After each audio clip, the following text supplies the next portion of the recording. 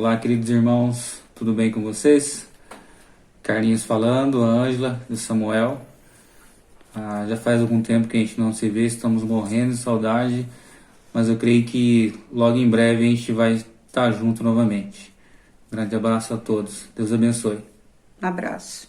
Olá, você viu no início a família do Carlinhos, que essa é uma família que tem vivido uma experiência muito especial e que tem nos ensinado muitas coisas importantes sobre Deus. Muito obrigado, você, Carlinhos e família, por participar hoje com a gente. Deus os abençoe grandemente. Você está no culto da Igreja Missionária do Aeroporto de Londrina. Eu sou o pastor Israel Liberato. Bem-vindo. Que Deus abençoe a sua vida e encha a sua vida de alegria e tudo aquilo que você veio buscar, que você possa experimentar de Deus neste dia. Em nome de Jesus. Obrigado, Pai. Esse amor não fala, o amor de Jesus não fala, nunca falou. Obrigado, Jesus. As palmas.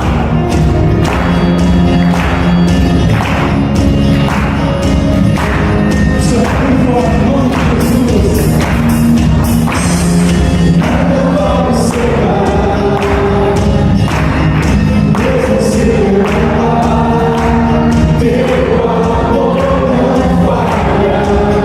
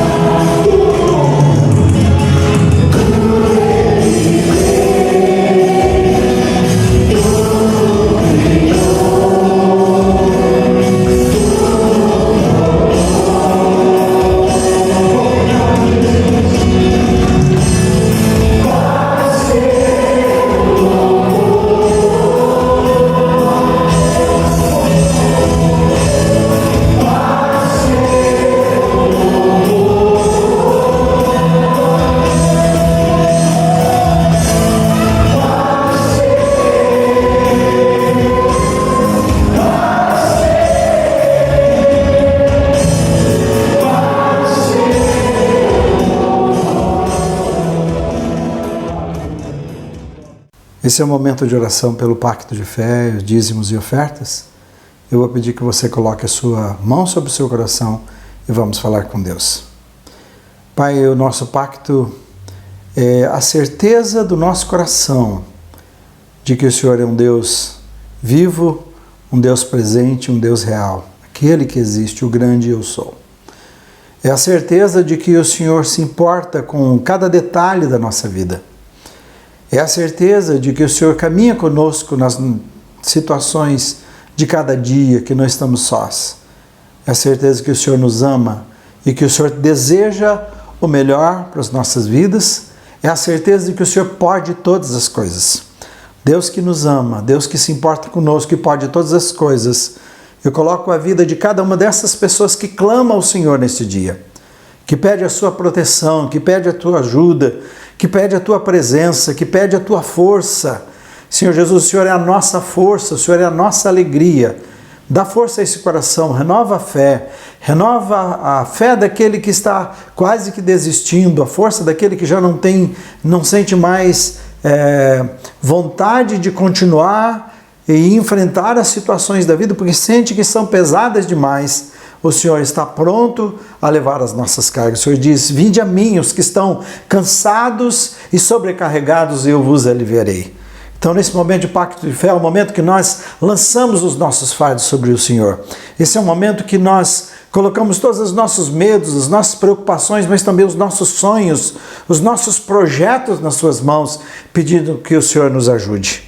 Famílias precisam da sua ajuda e proteção, a sua intervenção, casamentos, pais com problemas na educação dos filhos, problemas de todas as formas que o Senhor sabe, situações que fogem ao controle, mas o Senhor tem poder para todas as coisas. Pessoas preocupadas com a sua saúde, sofrendo emocionalmente por tanta pressão.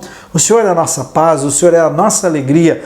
Ajuda e ouve esse coração. Aquele que está doente, aquele que tem pessoas hospitalizadas que não pode visitar. Há tanta preocupação, ronda o nosso coração, mas o Senhor está em todo lugar. Então visita essa pessoa onde ela está agora, estende as suas mãos, cura aquele que precisa de cura, liberta aquele que precisa de libertação, e da paz e alegria daquele que precisa de esperança e de renovação.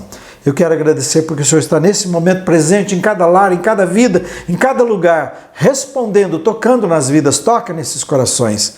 Também oro pelos dízimos e ofertas, agradecido pela fidelidade da igreja, agradecido pela bênção do Senhor também sobre os nossos irmãos, porque não temos ouvido de desemprego, não temos ouvido de problemas. Aqueles que tiveram, que foram mínimos, nós ajudamos e depois já nos agradecer, dizendo não precisamos mais.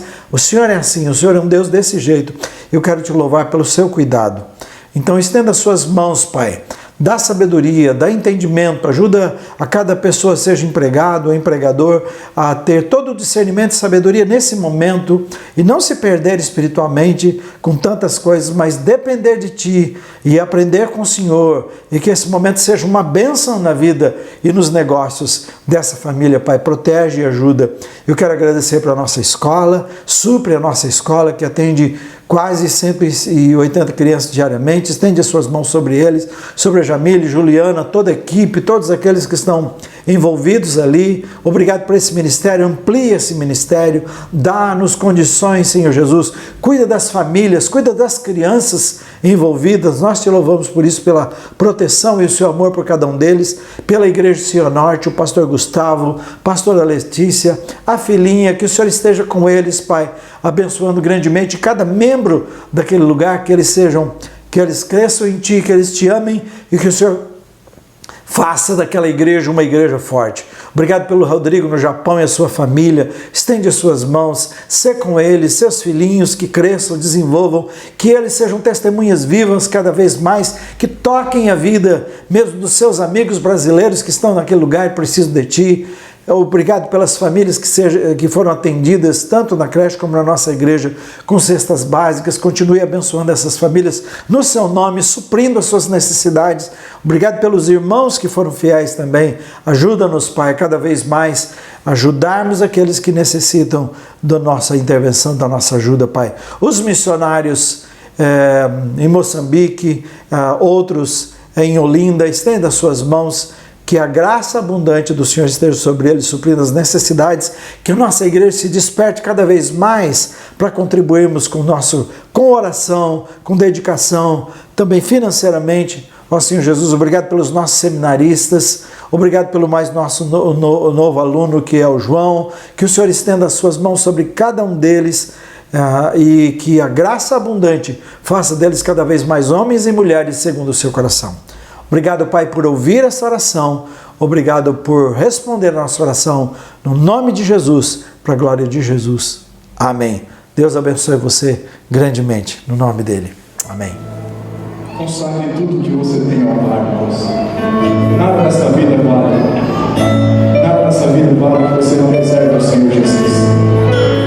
Se o Senhor pedir para entrar na sua casa, não mostre apenas a cozinha, ou não mostre apenas um quarto, mostre a casa toda.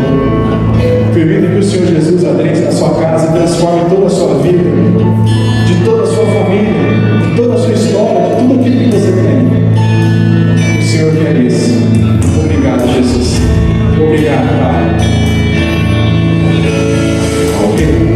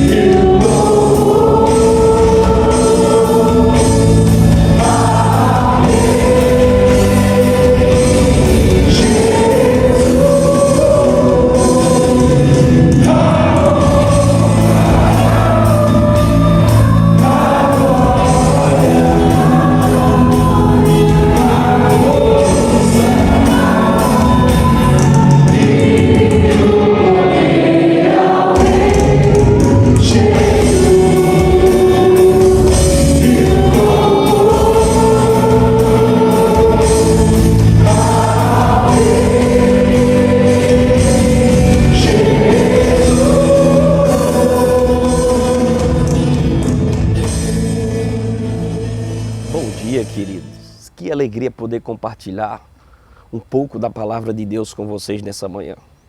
Eu queria fazer uma pergunta para você.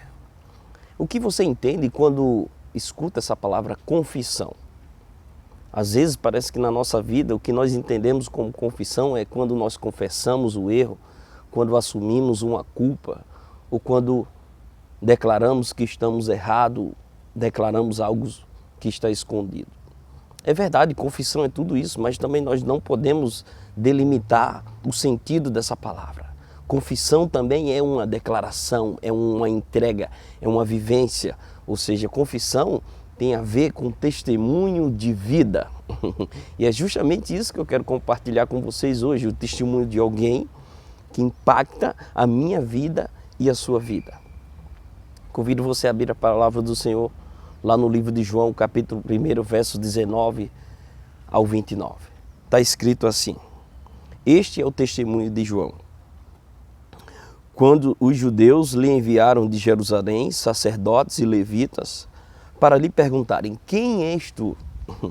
Ele confessou e não negou. Confessou: eu não sou o Cristo. Então lhe perguntaram: quem és tu, pois? Este és Elias? Ele disse: não sou. És tu o profeta? Ele respondeu: não sou. Disse-lhe, pois, declara-nos quem és, para que demos resposta àquele que nos enviaram. Que dizeis a respeito de ti mesmo? Então João respondeu: eu sou a voz do que clama no deserto. Endireitai o caminho do Senhor.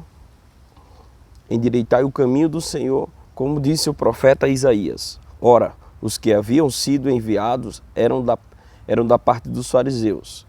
Perguntaram-lhe então: por que batiza, se não és o Cristo, nem Elias, nem o profeta? Respondeu-lhe João: eu batizo com água, mas no meio de vós está quem vós não conheceis, o qual vem após mim, do qual não sou digno de desatar as correias das suas sandálias.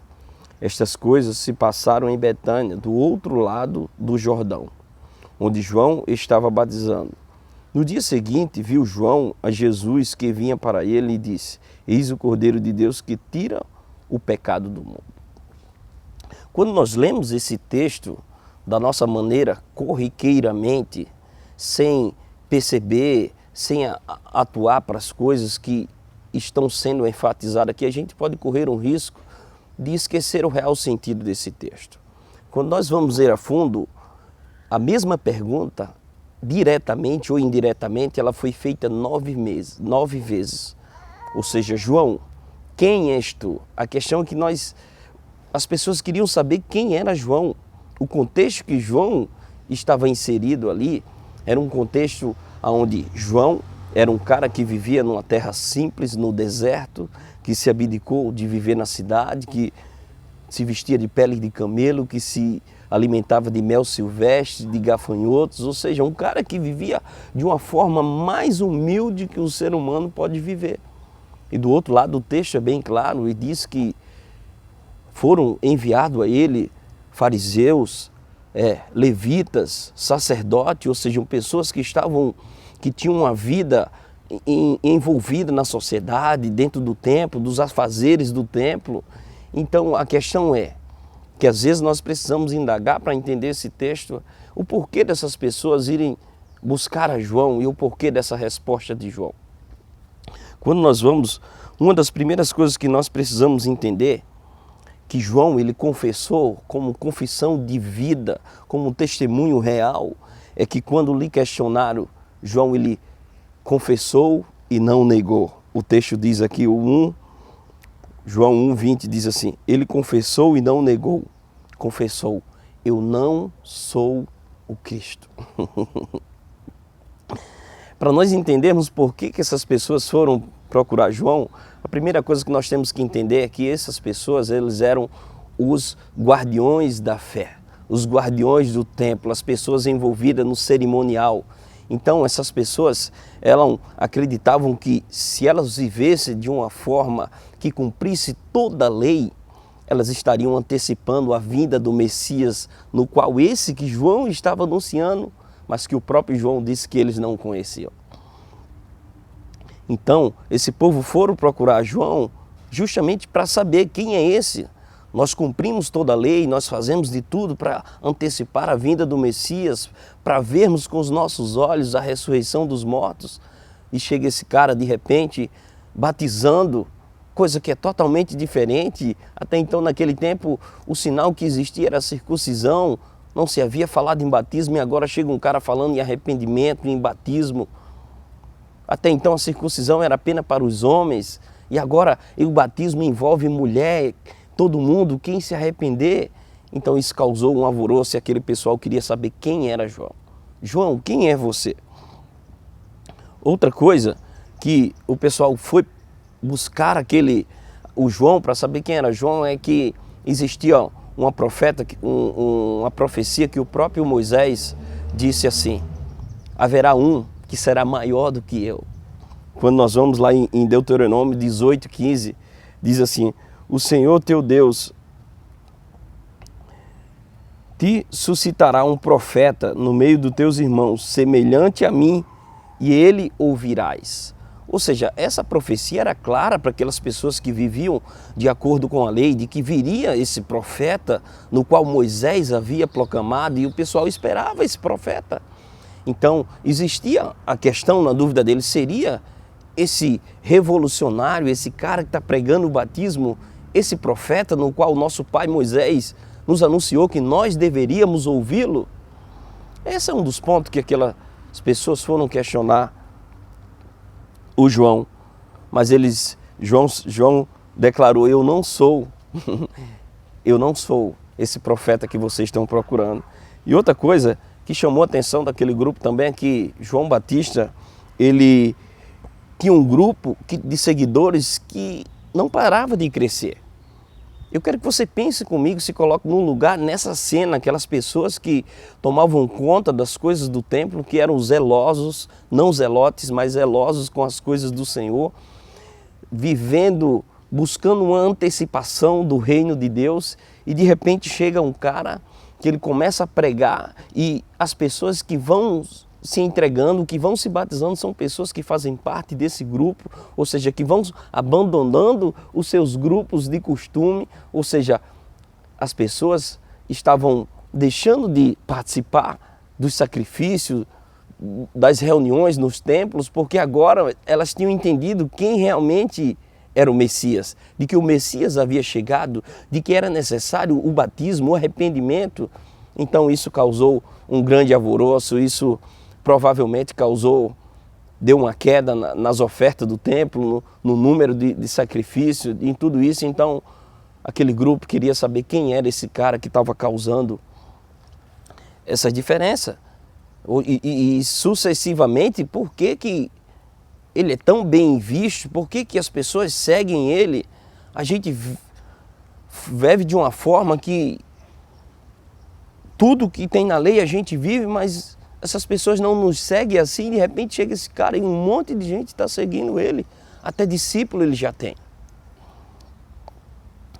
Então foi esse grupo que chegou para João com essas dúvidas no coração, que chegou questionando assim: João, quem é você? E a partir daqui que João respondeu: eu não sou o Cristo. Ou seja, João sabia quem ele era. E quando nós não sabemos quem nós somos, nós corremos o risco de querer ser qualquer outra pessoa. E principalmente aquelas pessoas que são bem vistas, que são esperadas, que têm algo que construiu de bem na vida, uma imagem perfeita. E João diz: eu não sou o Cristo, eu não sou o Elias, eu não sou o profeta. O fato de João dizer assim que ele não é o Elias, é que existia outra profecia também de que viria um novo Elias.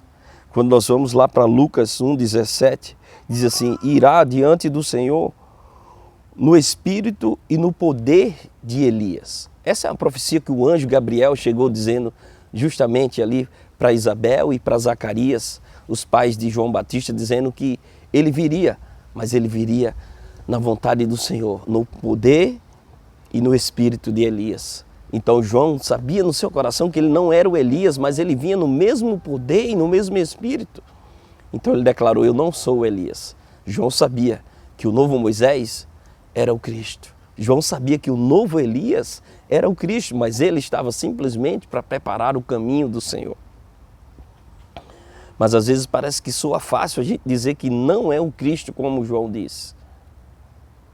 Mas quando nós olhamos para a nossa vida, às vezes nós vivemos de uma forma que nós gostamos de ser o Cristo. Que nós gostamos de brincar, de ser o Deus da nossa vida, de ser o resolvedor, de ser aquele que tem resposta para todas as coisas. Às vezes nós gostamos de receber a glória que não é nossa.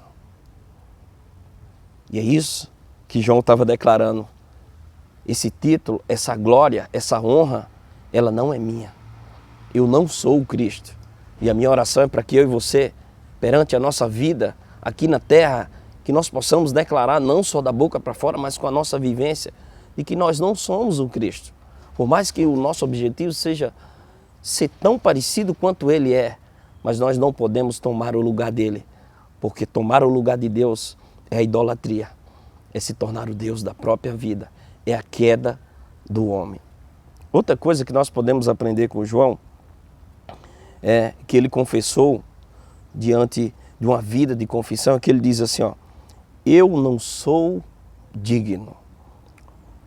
O versículo 1:27 diz assim, o qual vem após mim, do qual eu não sou digno de desatar as correias das suas sandálias. Eu quero parar com você um pouco e levar você a uma reflexão de que João, primeiramente, ele diz, eu não sou o Cristo, mas não para só por aí. João diz que a nossa vida, ela não pode ser simplesmente só de uma declaração, de uma confissão, mas ela tem que ser uma vivência e dizer que eu não sou digno. Quando eu digo que eu não sou digno, eu estou apontando para a graça. Eu estou dizendo tudo o que acontece sobre a minha volta, sobre a minha vida, é graça, porque eu não mereço. E João diz, eu não sou digno. E quando nós não somos dignos, a única coisa que nos resta, querido, é que nós somos indignos, que nós somos merecedores, de que tudo que acontece em nossa volta é graça. E às vezes nós temos que fazer como aquele oficial romano, que está relatado lá em Mateus 8:8, que o seu servo estava doente e ele teve um encontro com Jesus e ele disse assim, Jesus, o meu servo está doente, mas eu não sou digno que o Senhor entre em minha casa. Apenas dizeis uma palavra e ele será curado, será salvo. Jesus disse que não viu tamanha fé feito aquela. Então, às vezes, o que falta para a nossa vida é saber que nós somos imerecedores. De que nós, mesmo no ministério, na vida, todas essas coisas é graça de Deus para nossas vidas. Nós não merecemos. Nós merecíamos a morte por conta da nossa desobediência em relação à voz de Deus. Eu preciso dizer para você, a minha oração é para que a nossa vida seja uma confissão de dizer que nós somos indignos. Mas às vezes parece que confessar quando as coisas estão tudo bem é fácil. Eu lembro da minha infância, quando eu tinha 12 anos, e eu nasci no contexto católico, não falando dos irmãos, mas é que eu nunca acreditei, eu nunca tive coragem de chegar e se confessar aos pés do padre, do ancião. Minha mãe disse que tinha que confessar e eu nunca confessei todas as coisas que realmente eu fiz. Parece que nós damos aquela maquiada, nós não abrimos realmente o leque, não dizemos que somos indignos, porque existe esse desejo dentro de nós de sermos perfeitos, de sermos o Deus da nossa vida, de sermos dignos, de sermos merecedores, e nós não confessamos que nós somos indignos. Eu queria compartilhar algo para você que aconteceu na minha vida, justamente nesse período de 12 anos, que se nós não confessarmos o que Deus é santo e que nós somos indignos, nós não conseguimos dar o nosso testemunho de vida. Eu tinha 12 anos, foi umas férias de verão, na casa da minha avó, que nós fomos brincar em um lago, eu e meus primos, junto com meus irmãos, e um dos meus primos era o mais velho da gente. E foi ali naquele contexto que eu conheci